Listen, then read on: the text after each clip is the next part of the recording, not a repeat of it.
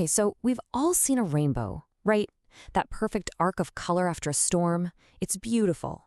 But what if I told you the way we've been taught they work is just plain wrong? Today, we're going to dive into a pretty wild theory that flips everything we thought we knew on its head. Have you ever been on a plane, looked out the window, and seen this? This tiny, perfect circle of a rainbow around the plane's shadow on the clouds? It's called a glory. And according to the theory we're looking at today, that little, seemingly insignificant halo, well, it might just be the key to understanding how all rainbows actually work. All right, first things first. Before we can tear down the old explanation, we've got to make sure we're all on the same page about what it actually is. So let's talk about the textbook rainbow. So this is the story we all got in science class, right? Goes all the way back to Descartes. The idea is that sunlight goes into a single raindrop, bounces off the back wall, and then as it comes back out, it refracts, it bends, and splits into all the colors of the spectrum. You see a rainbow because that's happening in millions and millions of drops all at once. The really important thing to lock in here is that according to this model, all the magic is happening inside every single tiny drop. But what if that's not what's happening at all? The author of the source material we're digging into, Mathis, says, hold on a second. He argues that this model has some really big problems. And his whole critique kicks off with a pretty simple question. Does it really make sense that millions of separate, tiny little water drops would all work together to act like one single perfect prism? And this is really the heart of the whole thing. The standard model, it's all about light bouncing around inside the water drops. But this new theory says, wait, that's not how prisms work in the real world. When you use a prism, you're not looking at light bouncing inside it. You're looking at an image from behind the prism that gets projected through it. So the argument here is that a whole sheet of rain should behave like one big, single prism, not a bajillion little ones. And to really hammer the point home, the author basically says that what the standard model calls refraction, the light bouncing off the back of the raindrop and coming back to you, isn't even refraction by definition. He calls it a type of reflection.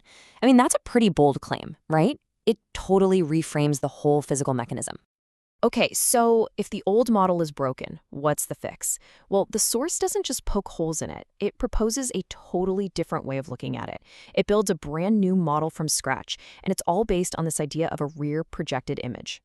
In this model, it completely flips the script on where a rainbow comes from.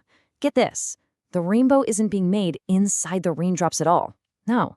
Instead, an image of the sun gets reflected off something far away, like a really bright cloud or even the ground. That reflected image then travels towards you, and on its way, it passes through the entire sheet of rain, which acts like one giant screen or prism. And that's what splits the light. So the rainbow you're seeing is actually a projected image of the sun's corona, just broken down into its component colors. But what's actually doing the splitting? This is where it gets really interesting. According to this theory, it's not the water itself, but something called a charge field gradient. Now bear with me. The idea is that the Earth is constantly giving off this rising charge field. And when you have a big, dense sheet of moisture, it acts like a lens, but for this charge. It focuses it, creating a really sharp change, a gradient, from top to bottom. And it's that sharp change in the charge field that actually pulls the light apart into different colors. The water drops are just creating the lens. They're not doing the splitting. The sign of a really good theory is that it doesn't just explain one thing. It should be able to solve other puzzles too. So let's put this rear projection idea to the test. Let's see if it can explain some of those other weird things we see in the sky, starting with that glory, the little rainbow halo from the airplane. So that little halo, what's the deal? Here's the explanation from this new model. The curved body of the airplane, the fuselage, is acting like a huge cylindrical lens. As the sunlight's reflected image passes by the plane's body focuses it, shrinking it way down into a tiny circular dot that gets projected onto the clouds below you. And boom! That's why a glory is so small and perfectly circular, whereas a rainbow is this massive arc. Okay, but what about the colors? Well, the theory gives us two possible ways this could happen. One, that tiny, focused image could just pass through another layer of mist that acts as a prism. Simple enough. Or, and this is the wilder idea, the light could actually be split as it bends around the airplane's own charge field. And this second idea comes with a really cool piece of evidence. Sometimes the color green is totally missing from glories, and that's something you see when light diffracts or bends around an object which is a whole different process from normal refraction. And this also explains that kind of spooky thing called the Brocken specter. You know when you're on a mountain and you see a halo around your own shadow in the fog? It's not some mystical aura. The model says it's way simpler. Your own round head is acting like a tiny lens. It's taking the sun's image from behind you and focusing it onto the mist in front of you. That little focused dot of light reflects back, and you see your own personal halo. It's just optics. All right, now for what might be the biggest challenge for the standard model, and the biggest test for this new one. The white rainbow, also called a fogbow. It's this pale, ghostly-looking arc, and according to our source, the mainstream explanation for it just doesn't hold up. So the textbook answer is that the water droplets in fog are just too tiny to split the light into clean colors. But the source says, hang on. For one, clouds can have droplets that are just as small as fog, and we see full-color rainbows in clouds all the time. But here's the real kicker. If the drops are too small to separate the colors, then why do they still manage to create a perfect white arc? Why wouldn't the light just be scattered everywhere, in every direction? This leads to a totally different idea. The new theory says the problem isn't a lack of color. The problem is there are too many colors, all piled on top of each other. Okay, picture this. You're standing in a really foggy area. Maybe there's snow or ice on the ground. Now, instead of one big light source, the sun reflected off a cloud, you have hundreds of little ones. Every bright patch of snow and ice behind the fog is acting like a mirror. And according to this theory, each one of those little bright spots is projecting its own separate full-color rainbow onto that screen of fog in front of you.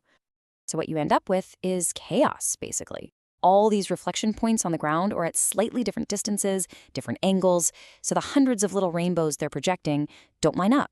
They're all slightly out of phase with each other.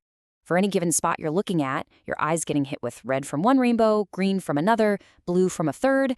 It's a total jumble of colors all at once. And what happens when your eye sees all the colors mixed together? It sees white.